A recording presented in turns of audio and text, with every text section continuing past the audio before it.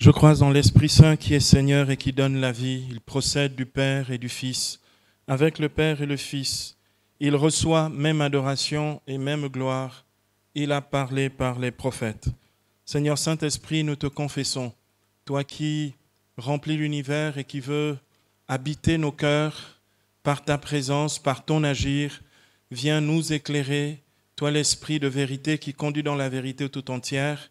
Donne-nous sagesse et intelligence pour que nous puissions recevoir avec cette leçon toute la révélation dont nous avons besoin pour comprendre le mystère de la prophétie. Bénis-nous, garde-nous dans ta présence tout au long de ce temps. Amen. Bien-aimés, nous allons aborder donc notre troisième leçon sur la prophétie. Après avoir donc vu le peuple prophétique et l'existence prophétique dans les deux premiers enseignements, nous allons voir à présent la prophétie dans l'Ancien Testament. Alors, pour comprendre réellement ce qu'est la vie prophétique, il nous faut nous mettre à l'école des anciens, à savoir les premiers témoins de la vie prophétique dans les Saintes Écritures. Ce sont eux qui, justement, nous apprennent et nous transmettent cet héritage prophétique. Il est écrit dans l'Épître aux Hébreux, dans Hébreux 1, les versets 1 à 2, il est écrit qu'après avoir, à bien de reprises et de bien de manières, parlé autrefois au Père par les prophètes, Dieu, en ces temps qui sont les derniers, nous a parlé par le Fils. Si Dieu nous a d'abord parlé par les prophètes, c'est parce que c'était le moyen privilégié par lequel Dieu communiquait sa révélation aux hommes. Donc, avant même que nous ayons la prédication du Fils et ses œuvres de salut, avant même que nous ne puissions avoir les Écritures comme étant ce qui garde pour nous physiquement la parole de Dieu, Dieu a d'abord donc parlé par les prophètes. Mais ce temps des prophètes est un temps qui s'accomplit dans le temps du Fils, comme nous le verrons dans le 4e enseignement sur la prophétie dans la vie de Jésus. Jésus nous dit dans Matthieu au chapitre 5, verset 17, qu'il n'est pas venu abolir la loi et les prophètes, il est venu pour accomplir. Si Jésus vient pour l'accomplissement des prophéties, c'est parce que, avant qu'il n'arrive, il y a eu donc ce ministère prophétique des anciens dans la première alliance. Le Concile Vatican II nous dit dans Dei Verbum, cette constitution dogmatique sur la révélation divine, le Concile nous dit au numéro 14, Dieu se révéla en parole et en acte au peuple de son choix comme l'unique Dieu véritable et vivant.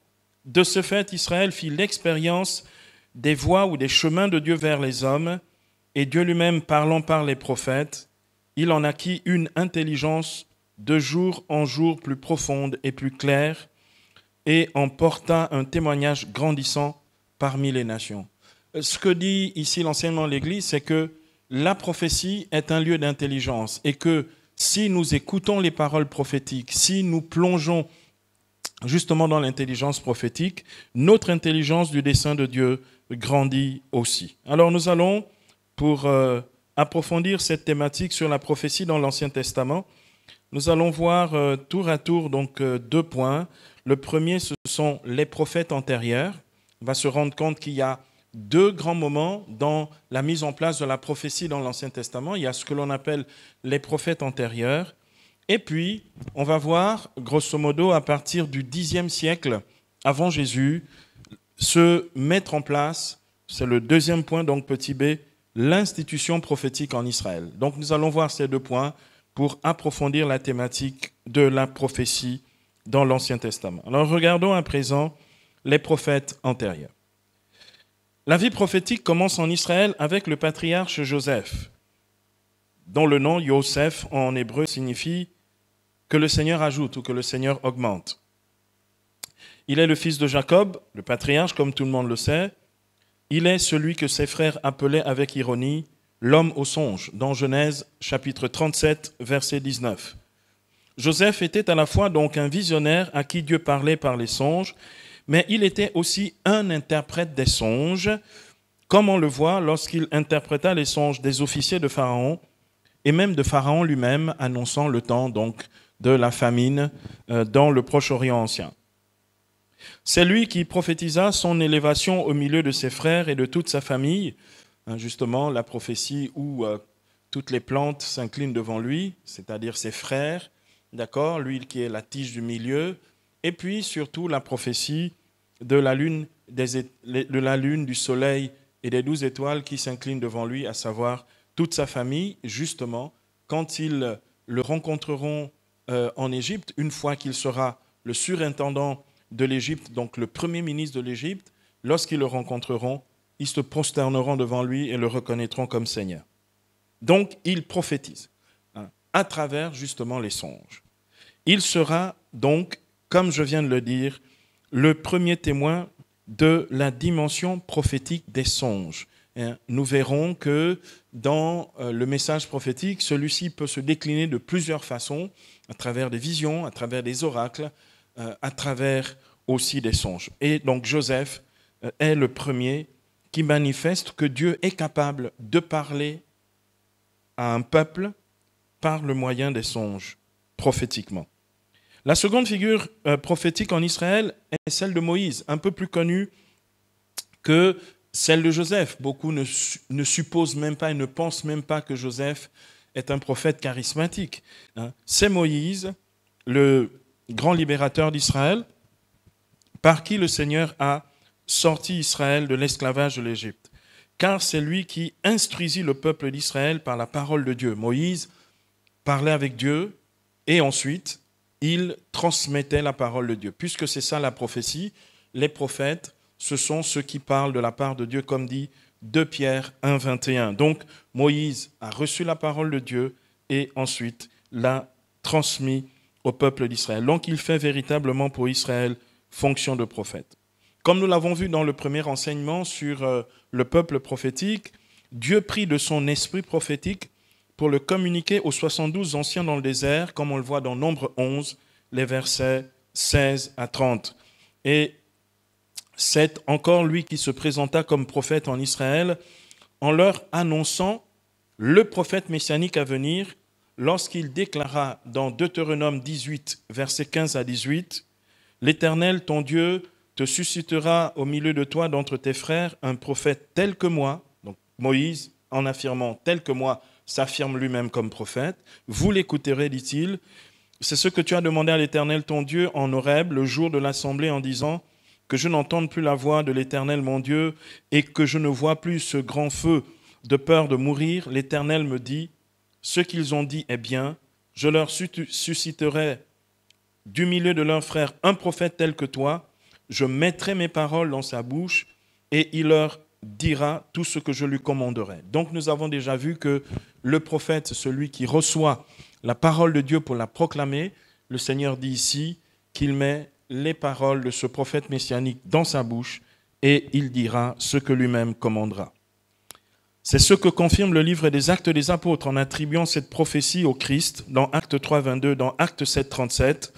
Le livre de l'Exode considère qu'en lien avec le ministère de Moïse, Aaron, son frère, était lui aussi prophète ou porte-parole, comme on le voit dans Exode 7, verset 1, et que Myriam, leur sœur, était elle aussi prophétesse, comme on le voit indiqué dans Exode 15, verset 20. Myriam, la sœur de Moïse et d'Aaron, est donc la première femme prophète ou prophétesse de l'Ancien Testament, c'est important de le savoir. Au temps des juges, il y avait aussi l'exercice charismatique de la prophétie, c'est ce que l'on voit dans la vie et le ministère d'une femme qui est juge et prophète en Israël. Il s'agit de Déborah, dont le nom signifie l'abeille, dans Juges au chapitre 4, verset 4, qui est réellement la seconde femme désignée comme prophète en Israël après Myriam, la sœur de Moïse. Nous avons donc vu ce que l'on peut considérer comme étant les prophètes antérieurs. Alors voyons à présent l'institution prophétique en Israël. Avec l'institution prophétique, le ministère des prophètes va occuper une grande place dans la vie sociale et religieuse en Israël. Cette institution qui va du 10e au 2e siècle avant Jésus, c'est-à-dire qui dure 8 siècles, ça veut dire que la prophétie était présente en permanence dans la vie du peuple d'Israël, Puisse Dieu faire en sorte que la prophétie soit aussi présente en notre temps dans l'Église. Amen. Que le Seigneur lui-même fasse en sorte que nous puissions l'entendre et continuer d'entendre ce qu'il veut nous donner comme révélation et direction divine. Ce temps est un temps qui va traverser toute la période royale jusqu'à l'occupation grecque après l'exil des fils d'Israël à Babylone. Cette institution prophétique ira de pair avec l'institution royale en Israël, puisque ce sont les prophètes qui oindront les rois. D'accord ? Dieu a donc d'abord suscité l'institution prophétique pour qu'elle puisse mettre en place l'institution royale. Donc, dans cette institution prophétique, nous verrons donc tour à tour deux catégories de prophètes.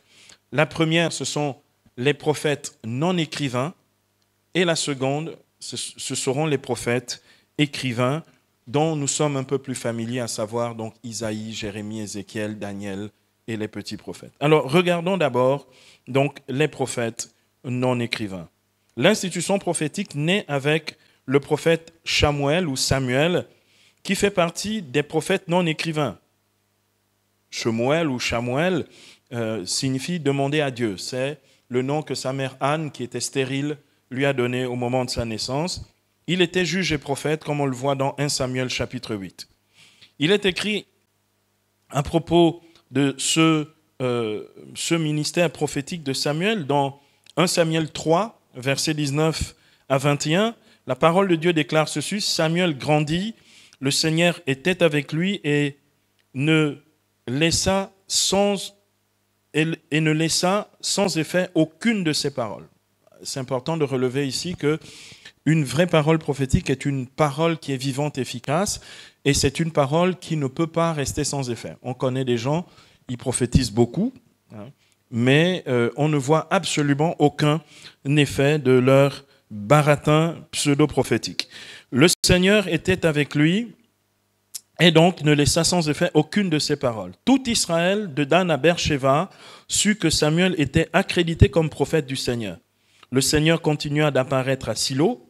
Le Seigneur, en effet, se révélait à Samuel à Silo par la parole du Seigneur. Ici encore, nous avons la confirmation que la prophétie est révélation par la parole du Seigneur. C'est lui, Samuel, qui va oindre les deux premiers rois d'Israël, à savoir Saül, fils de Kish, dans 1 Samuel 9 à 10, et David, fils de Jessé de Bethléem, dans 1 Samuel 16. Après Samuel, le Seigneur suscitera un prophète dont on entend très très peu parler, que je considère comme étant le conseiller du roi David. Ah, puisse Dieu faire en sorte que les conseillers de nos présidents et de nos rois soient des prophètes. D'accord ? Ils pourraient ainsi davantage juger selon Dieu et prendre de bonnes décisions pour l'édification des peuples. Il est écrit donc justement que le Seigneur va susciter Gad, donc un prophète que l'on ne cite quasiment jamais, mais qui a joué un rôle très important dans la vie du roi David. C'est lui qui avertit David, alors que celui-ci n'était pas encore roi, mais était pourchassé par le roi Saül. C'est lui donc qui va lui dire de s'enfuir parce que Saül veut le tuer. Celui-ci, ce prophète, Gad, ne jouera plus de rôle très important après ces événements, sauf à la fin de la vie de David, dans 1 Samuel 24, les versets 10 à 14, au moment où le Seigneur reproche à David d'avoir dénombré le peuple. Parce que c'était le dernier péché de David que de compter le peuple. En fait, quand tu comptes le peuple, ça veut dire que tu comptes sur tes propres forces, tu comptes sur tes armées, mais tu ne comptes plus sur le Seigneur. Donc c'est un péché grave. Dieu suscita après lui un prophète un peu plus connu, après Gad, le prophète Nathan, qui sera véritablement la chicotte de David. C'est lui qui va véritablement accompagner le ministère royal de David. C'est lui qui va guider la vie et le ministère du roi David, comme on le voit dans 1 Samuel à partir du chapitre 7 jusqu'au chapitre 12. Il était à la fois donc un éducateur et un guide pour David. Ici, on réalise que la prophétie, ce n'est pas seulement donner des paroles qui nous promettent des choses. La prophétie est aussi un lieu d'enseignement, un lieu d'instruction. Et concrètement ici, avec Nathan, nous avons un prophète enseignant ou un prophète qui instruit le roi David pour qu'il puisse mieux guider sa vie et conduire la maison du Seigneur. Après après Nathan, au temps du roi Salomon, apparut un prophète un peu moins connu aussi, qui s'appelle Achia ou Aïa dans nos Bibles, dans la Bible de Jérusalem et dans la Tob, la traduction œcuménique de la Bible. Ce prophète, donc Achia ou Aïa de Silo, qui prophétisa la division du royaume de Salomon et encouragea la révolte contre le roi Salomon. C'est lui qui, justement, devant les abominations que les femmes de Salomon avaient amenées à la cour et aussi faire entrer les idoles en Israël, c'est lui qui, justement, annonce l'effondrement et la division du royaume entre, justement, Juda et Israël, Juda au sud et Israël dans le nord. Ce prophète, Achia de Silo, prit position pour Jéroboam contre Roboam, le fils de Salomon, justement parce que le but, c'était de débarrasser le pays de toutes ces abominations. Mais après Jéroboam, on verra que les mêmes abominations vont se perpétrer dans le nord du territoire, c'est-à-dire en Israël. Après Achia, il eut aussi un prophète nommé Jéhu. Ça fait partie de cette liste de ces prophètes que l'on cite très très peu, parce qu'un peu moins populaire que les autres. Il eut aussi donc le prophète Jéhu qui prophétisa sous le règne de Béacha et de Zimri, qui furent tous deux des rois en Israël. Voilà donc un autre prophète qui va accompagner deux ministères royaux après la division du royaume de Salomon. Donc après Jéhu, il y aura, le Seigneur donc va susciter un grand prophète, celui que l'on considère comme le grand prophète en Israël, à savoir le prophète Élie, Eliaou en hébreu, dont le nom signifie « Le Seigneur est mon Dieu », c'est une véritable confession de foi, le nom de ce prophète, qui exerça son ministère au temps des règnes iniques du roi Akab et de son épouse cruelle, la reine Jézabel, qui essaiera de tuer justement le prophète Élie, puis sous les rois Ocosias et Joram. Il prophétisa la sécheresse en Israël pendant 3 ans et 6 mois, et il prophétisa le retour de la pluie. Mais souvent, on pense au fait qu'il ait fermé le ciel. En fait, le but de cette prophétie, où le prophète a fermé le ciel au nom du Seigneur, c'était de montrer à Israël la sécheresse de sa vie spirituelle. Vous vous souvenez que Jésus dit dans Jean 7, 37 à 39, « Si quelqu'un a soif, qu'il vienne à moi et qu'il boive. Celui qui croit en moi, des fleuves d'eau vive couleront de son cœur. » Il parlait de l'esprit que recevraient ceux qui croiraient en lui. En fait, Israël s'était desséché en se coupant du Seigneur qui est la source de la vie et qui donc, comme l'eau, qui donne l'eau, la pluie, etc. Et pour qu'Israël revienne à Dieu, il fallait qu'ils aient cette leçon concrète. Et à la fin de ce temps, lorsque les prophètes de Baal vont mourir, la pluie va revenir. Donc il va prophétiser pas seulement la sécheresse, mais aussi le retour de la pluie, comme on le voit dans 1 Roi 18, les versets 41 à 46. C'est lui qui fit le miracle de l'huile et de la farine dans la maison de la veuve de Sarepta, au pays de Sidon. Il ramena de la mort à la vie le fils de la veuve en question. Il fit passer au fil de l'épée 450 prophètes de Baal, ce qui suscita la colère de Jézabel qui décida de le faire mourir. Il rencontra Dieu dans la voie d'une brise légère sur le mont Horeb, dans 1 Roi 19, passage absolument extraordinaire. C'est à partir de là que le Seigneur redonne un nouveau souffle à son ministère prophétique pour qu'il aille pour oindre 2 rois, le roi Hazaël de Aram, le roi Jéhu d'Israël, selon la parole du Seigneur. Et c'est aussi lui qui oignit Élisée, fils de Shaphat, comme prophète pour lui succéder, comme on le voit prophétisé justement dans 1 Roi 19, 15 à 21. C'est par un prodige qu'il quitta ce monde dans un tourbillon de feu.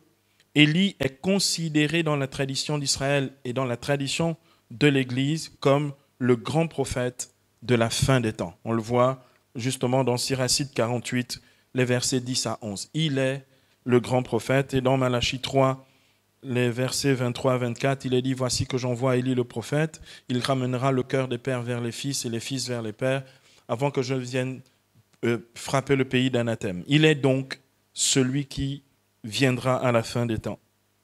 Après Élie, bien entendu, son successeur qu'il a oint au nom du Seigneur, sur la base de la parole prophétique du Seigneur, c'est Élisha, Élisée, d'accord, dont le nom signifie Dieu sauveur ou Dieu est sauveur, comme prophète, qui va justement exercer son ministère prophétique sous le règne du roi Joram, roi d'Israël, Achazias, roi de Juda, et de Jéhu, roi d'Israël, jusqu'au temps du roi Joas. Élie lui donna une double part de son esprit prophétique, et justement, c'est là où j'aimerais attirer l'attention de quelques-uns. Souvent, on conteste le fait que quelqu'un qui a une onction prophétique, un ministère prophétique, puisse impartir ou transmettre à d'autres cette grâce prophétique. On le voit déjà dans le désert, dans Nombre 11, comment Dieu prend de l'esprit qui était sur Moïse pour le donner aux 72 anciens. On le voit ici dans ce passage où Élie transmet l'onction prophétique qui était sur lui. Et d'ailleurs, Élisée va dire qu'il veut la double part de cette onction et il recevra ce qu'il a demandé. Et justement, je donnais ce témoignage il n'y a pas très très longtemps. J'ai été au Bénin avec quelques-uns de mes petits-enfants et là-bas pour un grand séminaire d'hommes d'affaires. Et j'ai rencontré à cette occasion un de mes fils spirituels et un de mes petits-fils qui sont tous les deux prêtres capucins. Et donc, comme mon petit-fils là-bas ne m'avait pas vu depuis longtemps, il a dit, quand même nous sommes avec le grand-père, nous allons lui demander qu'il prie pour nous afin qu'il nous transmette véritablement l'onction prophétique qui est sur sa vie. Nous avons commencé à prier. En fait, c'était une telle libération de la puissance de Dieu qu'il n'y avait vraiment plus beaucoup de personnes debout. Et la puissance de Dieu s'est tellement manifestée à ce moment-là parce que Dieu fait grâce et fait en sorte que nous puissions communiquer comme un héritage spirituel cette onction prophétique. Enfin, c'est ce qui est arrivé entre Élie et son fils spirituel Élisée. Élisée était un prophète très particulier. C'était un prophète thaumaturge, c'est-à-dire faiseur de miracles, et un prophète charismatique, comme l'était déjà Élie, mais le fils a dépassé le père. D'accord ? Ce que l'on attend des fils d'ailleurs, puisque Jésus lui-même dit à ses disciples dans Jean 14, 12, « Amen, amen, je vous le dis, celui qui croit en moi fera lui aussi les œuvres que je fais, et il en fera même de plus grandes. » Donc, puissent nos enfants, nos petits-enfants et nos arrière-petits-enfants donner un témoignage prophétique encore plus puissant que celui que nous avons donné. Quelqu'un me donne un amen. La tradition d'Israël se souvient de lui en ces termes, comme le rapporte l'auteur du livre du Siracide, dans Siracide chapitre 48, les versets 12 à 14. La tradition d'Israël se souvient de lui en disant « Lorsque Élie eut été enveloppé dans le tourbillon, Élisée fut rempli de son esprit. Durant ces jours, il ne fut ébranlé par aucun prince et personne ne le domina. Rien ne lui fut impossible, et son corps, couché dans le tombeau, fit des miracles. » Et bien aimé, c'est incroyable. Comment c'est possible qu'un corps de quelqu'un qui est déjà décédé puisse faire des miracles? C'est ici, en fait, le fondement de la tradition des reliques dans l'Église catholique. Quelqu'un qui a été oint par le Seigneur et qui est mort en odeur de sainteté est capable de continuer dans la grâce du mystère de la communion des saints, continuer d'opérer des miracles au nom du Seigneur, même après sa mort, par son intercession, ou simplement en touchant des choses qui ont touché justement l'onction qui était sur lui. Et donc, le corps du prophète Élisée continue à faire des miracles. Comme lui-même mort, il ressuscite encore un mort que l'on avait jeté dans son tombeau. Il est écrit ici, « Pendant sa vie, il fit des prodiges, et dans sa mort, il opéra des merveilles. » Amen. Donc, Élisée montre clairement cette dimension vraiment charismatique et thaumaturgique de la prophétie. Durant le temps des règnes, il y avait aussi une prophétesse, une arrière-grande-tante que nous ne connaissons pas et dont on parle très très peu, la prophétesse Hulda, avec H-U-L-D-A, qui prophétisa sous le règne du roi Josias, comme on le voit dans 2 Rois chapitre 22, versets 11 à 20, et 2 Chroniques 34, versets 19 à 28. Il y avait, et je voudrais terminer pour ces prophètes non écrivains, je voudrais juste dire, il y avait une multitude, une foule immense de prophètes et de prophétesses que l'on considère simplement comme étant donc des confréries prophétiques. Il y avait des fraternités de prophètes. On le voit déjà du temps du roi Saül qui à un moment, selon l'Écriture, aurait lui-même fait partie d'une confrérie justement prophétique, comme on le voit aussi ici dans 1 Samuel chapitre 19, versets 18 à 24. Et ces confréries prophétiques, ces frères prophètes qui observaient justement le moment où Élie a donné la double onction à Élisée et le premier miracle charismatique d'Élisée lorsqu'il prend le manteau d'Élie et qu'en frappant le Jourdain, il ouvre le Jourdain en deux et passe à pied sec. Et donc, dans 2 Rois, chapitre 2, verset 5, il y a donc ces confréries prophétiques. Mais il y a aussi ce que les spécialistes des Écritures appellent des prophètes indépendants, que l'on cite simplement dans l'Écriture, mais dont on ne donne pas le nom, et qui eux aussi vont exercer un ministère prophétique pendant le temps des règnes, pendant le temps des rois. Alors donc, après avoir vu donc, tous ces prophètes non écrivains, nous allons regarder à présent dans un deuxième point, pour une deuxième partie de notre point B, nous allons regarder les prophètes écrivains. Ils sont au nombre de 7. 4 grands prophètes que nous connaissons très très bien, Isaïe, Jérémie, Ézéchiel et Daniel, que l'on considère comme 4 grands prophètes, et puis les 12 petits prophètes, le rouleau des 12 petits prophètes que je vais citer un peu plus loin. Alors, regardons d'abord les 4 grands prophètes. Isaïe est le prophète messianique par excellence. C'est lui qui va annoncer justement la venue de l'Emmanuel. Dans Isaïe 7, 14, « Voici que le Seigneur vous donnera un signe, la Vierge concevra et enfantera un fils et on lui donnera le nom d'Emmanuel, ce qui signifie Dieu avec nous. » Donc, il est véritablement celui qui annonce le Messie. Il annoncera même encore mieux dans Isaïe 11, les versets 1 à 3, il dira un rejeton ou un descendant sortira de la souche de Jessé, le père de David. Sur lui reposera l'esprit du Seigneur, esprit de sagesse et d'intelligence, esprit de conseil et de force, esprit de science et de crainte, esprit qui inspirera la crainte du Seigneur. Donc, c'est lui qui annonce que le Messie à venir viendra investi ou équipé de ces dons spirituels ou de ces dons de l'esprit que l'on appelle les 7 dons de l'esprit. Et donc, mais c'est lui aussi qui va prophétiser cette parole que Jésus va prendre, va incarner dans sa propre vie. Au début de son ministère à Nazareth, dans Isaïe 61, les versets 1 à 2, « L'Esprit du Seigneur est sur moi, il m'a consacré par l'onction pour porter la bonne nouvelle aux pauvres. » Donc, c'est lui, Isaïe, qui est le prophète messianique par excellence. C'est le plus grand, le plus long livre prophétique de l'Ancien Testament avec 66 chapitres. Il couvre une période de plus de 100 ans et il semblerait que nous ayons 3 prophètes de la lignée d'Isaïe.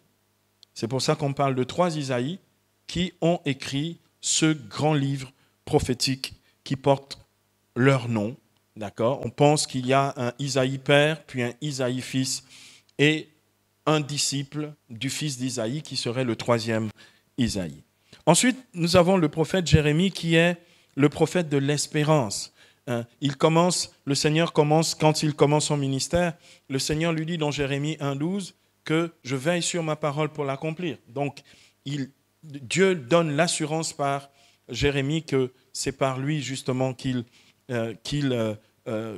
accomplira tout ce qu'il dit. Et puis, nous nous souvenons que Jérémie a prophétisé pendant la période de l'exil. Lui, il était resté en Judée et il va envoyer une lettre prophétique à ceux qui sont en exil à Babylone, au chapitre 29 du livre du prophète Jérémie.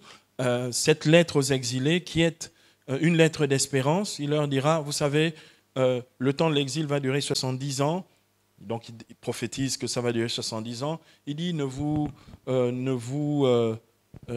n'essayez pas de fuir, machin. Habitez là-bas, témoignez de Dieu là-bas, construisez des maisons, habitez-les, plantez la vigne, mangez-la, mariez vos enfants, etc. Donc, mais il va leur donner une espérance que l'on retrouve dans Jérémie 29.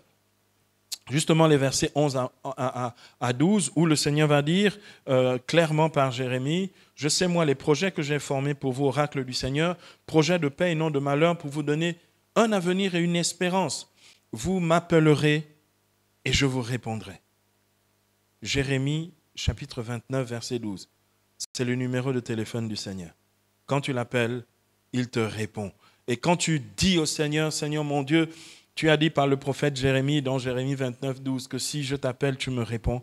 Alors Seigneur, j'attends ta manifestation et j'attends ta parole. » Amen. Donc il est le prophète de l'espérance. Et puis il y a Ézéchiel, qui est le prophète de la restauration d'Israël. D'abord la restauration des cœurs. C'est lui dans Ézéchiel 36, les versets 25 à 26, qui dit « Je vous ramènerai sur votre sol, je répandrai sous vous une eau pure, et vous serez purifiés, je ôterai de votre cœur le cœur de pierre, je vous donnerai un cœur de chair, je mettrai en vous mon esprit, et vous saurez que je suis le Seigneur. » Donc, la restauration d'Israël commence par la restauration des cœurs. Le but de Dieu, c'est que nous-mêmes, nous puissions avoir cette restauration du cœur pour que nous puissions être un peuple prophétique, qui puisse recevoir la parole de Dieu avec cette sensibilité d'un cœur nouveau et d'un esprit nouveau. Amen. Ensuite, Ézéchiel va prophétiser la restauration du peuple tout entier à travers cette grande prophétie d'Ézéchiel 37, les versets 1 à 11, la résurrection des ossements desséchés, qui est en fait l'annonce du retour d'Israël sur sa terre comme un peuple totalement restauré et totalement ressuscité. Et puis il y a, une fois Israël revenu sur sa terre, cette prophétie d'Ézéchiel 47, les versets 1 à 12, qui montre justement cette eau vive, cette eau du Saint-Esprit qui sort du côté droit du temple de Jérusalem et qui, sur son passage, assainit tout, guérit, apporte des fruits nouveaux chaque mois et dont les feuillages servent à guérir les nations. Donc, Ézéchiel est vraiment le prophète de la restauration et de la guérison au nom du Seigneur. Et puis, enfin, Daniel, qui est le témoin de la dimension sapientielle de la prophétie. C'est le témoin de la sagesse prophétique. Daniel est le plus jeune parmi les prophètes en Israël.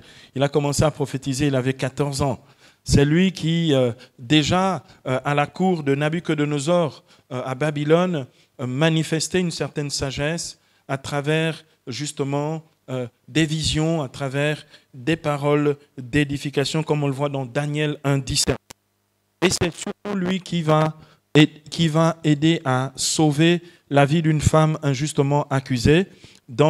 Au chapitre 13 du livre justement de Daniel, cette malheureuse Suzanne, on l'appelle la chaste Suzanne, qui justement est convoitée par deux anciens d'Israël impudiques et qui vont l'accuser injustement qu'elle a trompé son mari par adultère et qui justement ont menti pour la faire lapider. Et c'est là où Daniel va apparaître dans l'assemblée pour dire « Ce n'est pas moi, je ne réclame pas le sang de cette femme, je ne suis pas responsable de sa mort. » Il parlait au nom du Seigneur.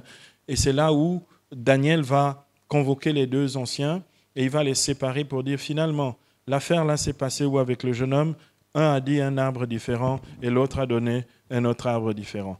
Les deux ont été punis du crime ils ont été, pas du crime, ils ont été punis par le châtiment de la lapidation, le châtiment même qu'ils voulaient pour cette pauvre Suzanne à cause de leur convoitise et de leur méchanceté. Il est dit que c'est à partir de ce moment-là que Daniel siégeait parmi les sages en Israël. Donc ce jeune prophète était le témoignage de la sagesse prophétique. Et bien aimé, je voudrais m'arrêter ici pour dire la chose suivante. Il ne suffit pas de donner des paroles de prophétie.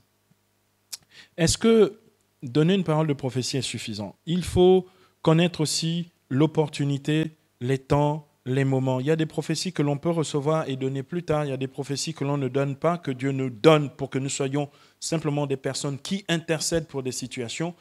Et Dieu fait en sorte que nous-mêmes, nous devenions sages dans l'exercice charismatique de la prophétie, à la manière de ce jeune Daniel qui, tout jeune et tout petit, justement avait cette sagesse de ne pas essayer d'imposer la prophétie, mais de laisser Dieu l'utiliser pour prophétiser à bon escient, c'est-à-dire de façon juste, à propos et de manière opportune. Donc, lorsque vous avez des gens qui vous disent « Oui, c'était trop fort que moi, il fallait que j'aille dire à la sœur, parce que Dieu m'a mis ça sur le cœur », c'est un manque de sagesse dans l'exercice de la prophétie. Le but, ce n'est pas d'aller balancer des boulets de canon sur la tête des autres en disant « Dieu m'a dit de te dire ».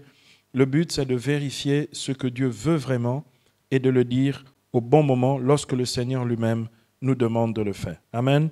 Bien-aimés, donc, nous avons ici donc, ces 4 grands prophètes écrivains, et nous connaissons leurs écrits. Et ensuite, nous avons les 12 petits prophètes. Je vais simplement citer leurs noms ici. Le premier d'entre eux qui écrit à partir du 8e siècle, c'est le prophète Amos. Amos qui dit « Voici venir des jours, oracle du Seigneur, où j'enverrai la faim dans le pays, non pas une faim de pain ni une soif d'eau, mais d'entendre la parole du Seigneur. » D'accord ? C'est lui qui dit, donc dans Amos chapitre 8, c'est lui qui au chapitre 3 disait déjà le lion a rugi qui ne pourra prophétiser. Le Seigneur ne fait rien sans en avoir d'abord averti ses serviteurs, les prophètes. Donc Dieu parle d'abord au cœur du prophète avant de parler au cœur de son peuple. Donc Amos, Osée, ce prophète qui posa 2 actes prophétiques assez scandaleux en allant épouser une prostituée, puis en allant prendre pour femme carrément pour habiter chez elle une autre prostituée. Donc 2, donc voilà. Nous aurons l'occasion d'en parler quand nous parlerons des gestes prophétiques. Osée, le prophète Michée, que très peu connaissent, le prophète Joël, que tout le monde connaît puisque c'est lui qui prophétise l'effusion universelle du Saint-Esprit à la fin des temps dans Joël 3, verset 1. Dans les derniers temps, dit Dieu, je répandrai de mon esprit sur toute chair, vos fils et vos filles prophétiseront. Le prophète Abdia, qui fait partie aussi de nos parents, de nos ancêtres dans la prophétie, dans l'Ancien Testament, c'est un prophète écrivain parmi les 12 petits prophètes. Le prophète Jonas, que nous connaissons très très bien, qui allait prêcher à Ninive un peu à contre-cœur, mais qui finalement a fait l'expérience de l'obéissance prophétique et de la puissance de Dieu qui se déploie dans l'obéissance.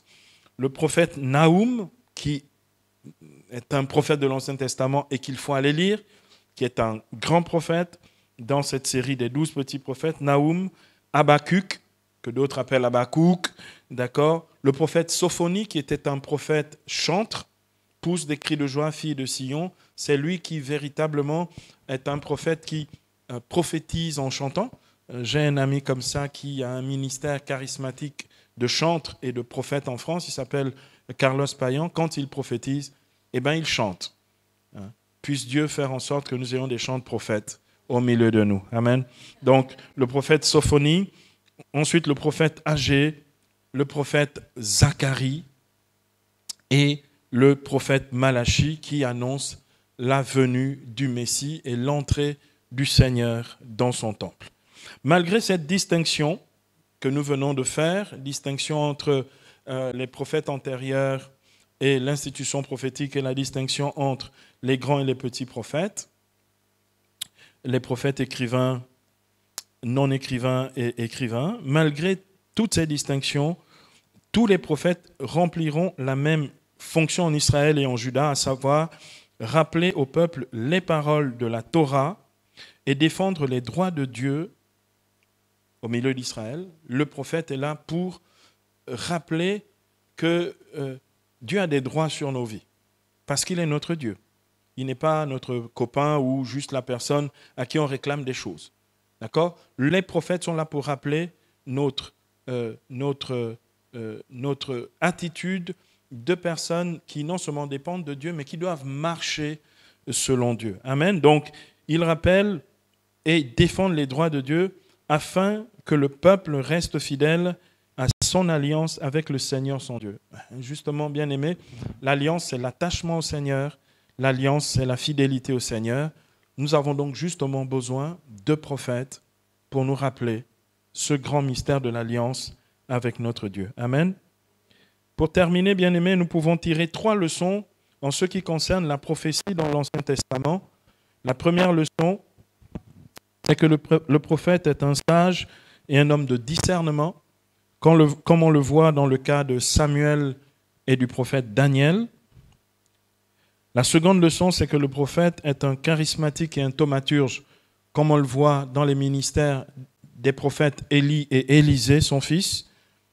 Et enfin, le prophète est un enseignant, comme on le voit dans le cas du prophète Nathan et du prophète Isaïe, qui justement enseigne et éclaire le peuple pour qu'il marche dans les voies de Dieu. Donc la prophétie ne se limite pas aux paroles de connaissance immédiate, la prophétie ne se limite pas simplement à dire « le Seigneur m'a dit de vous dire », la prophétie est un lieu de discernement spirituel.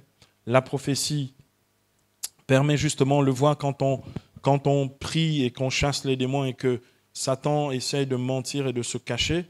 S'il y a un prophète qui prie, il peut dire exactement ce qui se passe, l'origine de la situation, etc. Donc la prophétie est un lieu aussi de discernement spirituel. La prophétie est un lieu de miracle et de manifestation de la puissance de Dieu. Et puis enfin, la prophétie surtout est un lieu d'enseignement, d'instruction de la part du Seigneur. Nous allons donc prier. Seigneur Dieu, merci pour le témoignage prophétique des anciens. Merci pour les leçons que leur vie nous donne. Seigneur, continue toi-même de faire de nous un peuple prophétique et donne à ton Église de manifester au monde que tu es un Dieu qui parle et qui agit au milieu de nous. Amen.